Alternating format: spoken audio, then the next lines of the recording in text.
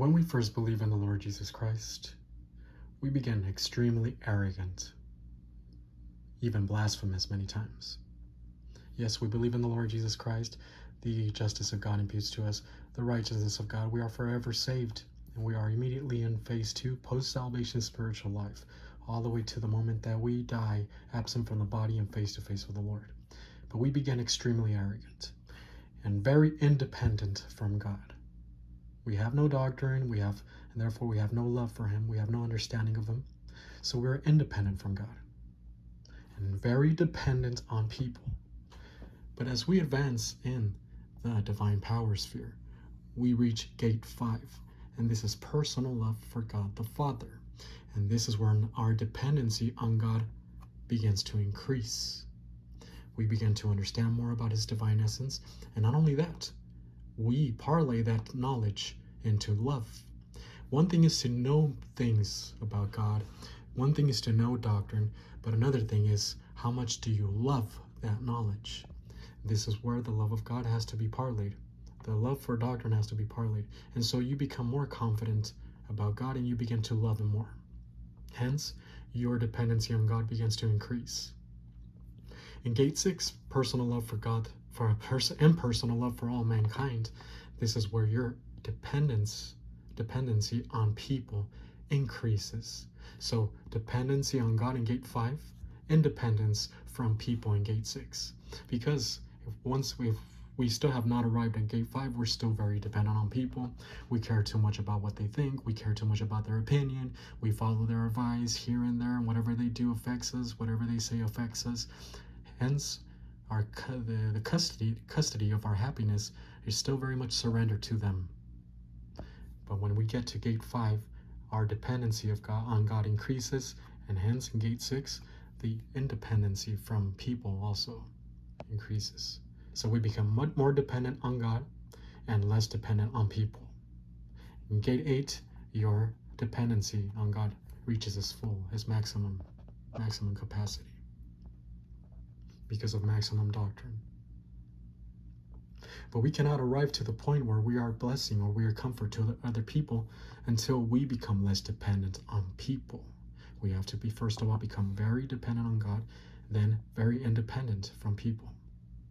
And that, up until that point, we cannot comfort other people. So this is a mandate to advance all the way to gate 5 in the divine power sphere. So verse 4 now.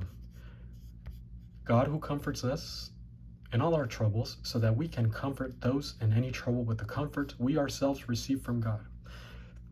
This is a function from our priesthood.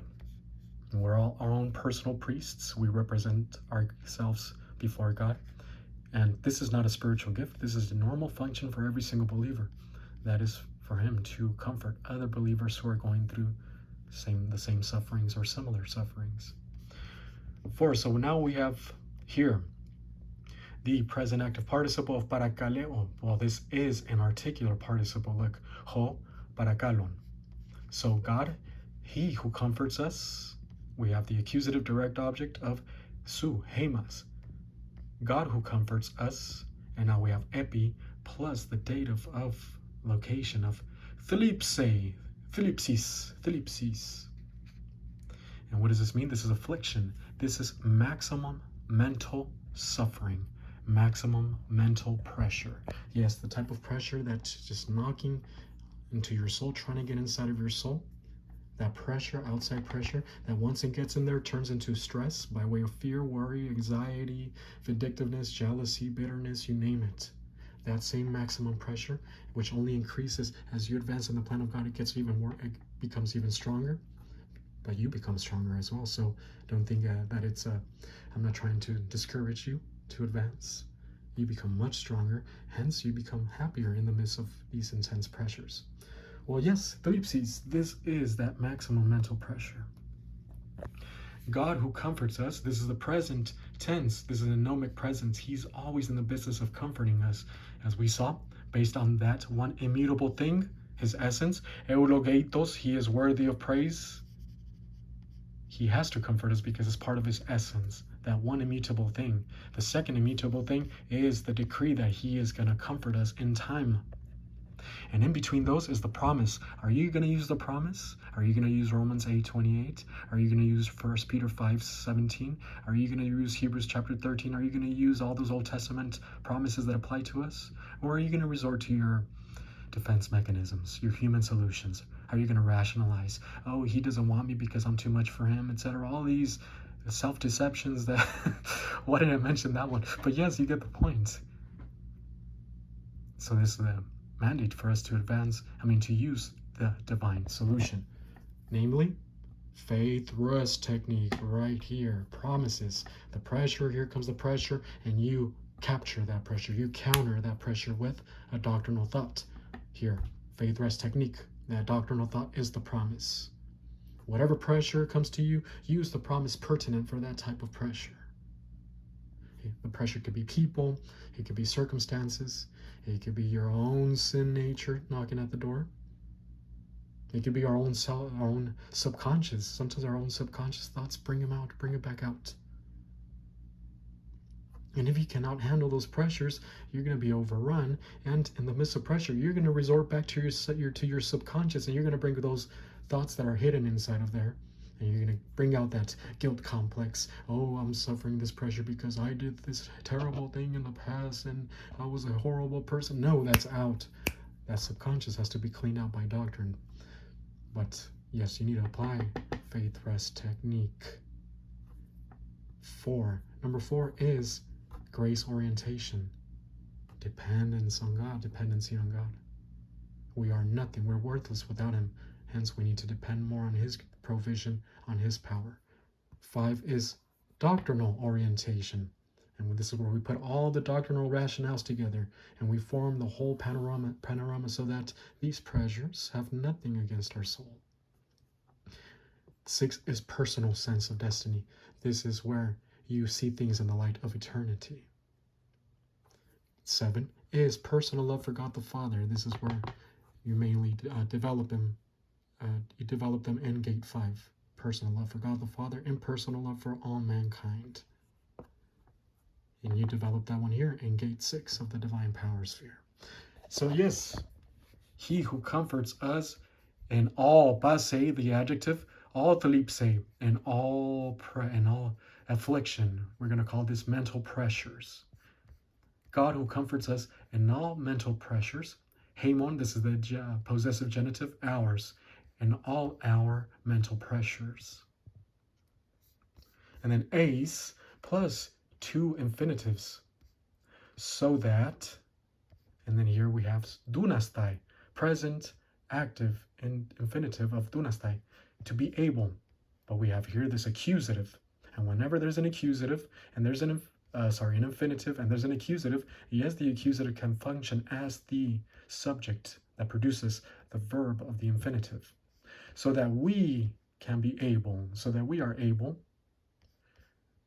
parakalein, another infinitive, to comfort, present, active, infinitive, to comfort. So what do we have? God, who comforts us in all our mental pressures, so that we can comfort tous. We have here this article, accusative plural, those, so that we can comfort them. And then we have here en plus, again, base plus thlipse, them in all mental pressures. And then dia plus theis parakleseos. Dia plus the genitive is through the comfort. And this article points back to the comfort of the God of all comfort. He who comforts us. The same comfort that we receive, that we receive from God, directly from God, from the first immutable thing, we also give it to others. We share it with others. Through the comfort, this comfort back here that we just talked about. And then we have a relative pronoun here, genitive, which points back to its antecedent right here. It agrees with these. Through the comfort which, by which, parakalometan, this is the present active indicative of parakaleo. Through the same comfort through which We are comforted. Present, passive, indicative. The present tense, this is progressive. We are continuously being comforted. The passive voice, we receive the action of the verb of receiving from the first immutable thing. I erased it. God's essence. He cares. He is perfect happiness. Hence, he brings down that happiness towards us in the midst of suffering, and it turns into comfort. And now we have autoi here, which works as an intensive pronoun. We ourselves are comforted. And then we have hupo plus the genitive of theos. And hupo plus genitive becomes by agency. But here, because it's God, from the source of God. From the source of God. Now we have a translation. So, the one who comforts us, God who comforts us, in all of our mental pressures, so that we can comfort those in all mental pressures through the same comfort through which we ourselves are being comforted from the source of God. What does this mean? The vertical relationship has to precede the horizontal relationship. We receive from God his happiness, which is comfort in the midst of suffering, and us, when we receive it and when we pass the test, or even if we're in the midst of it, we can comfort others with the same comfort that we receive. But the vertical relationship has to precede the horizontal relationship. What do people try to do nowadays? They try to emphasize the horizontal relationship before the vertical. And what do they say? I do not hurt anyone. I help out people. Therefore, I must have good standing with God because my horizontal relationship is good. And that is wrong. That is good works. That is evil. That is what Adam and the woman tried to do after they sinned. They built clothes. They created clothes for each other. In other words, they try to better their relationship with each other because they were spiritually dead. They try to better their relationship and assumed that that would make them better with God after they were spiritually dead. Good works. Many times good works is the rejection of God. You try to justify your rebellion against God by doing your own system of human good. The vertical relationship has to precede the horizontal one. The vertical relationship, personal love for God the Father, has to precede the horizontal relationship, impersonal love for all mankind. Confidence towards God produces courage towards all mankind. The vertical relationship has to precede the horizontal relationship. Problem-solving device number 7, personal love for God the Father, produces the tandem of impersonal love towards all mankind.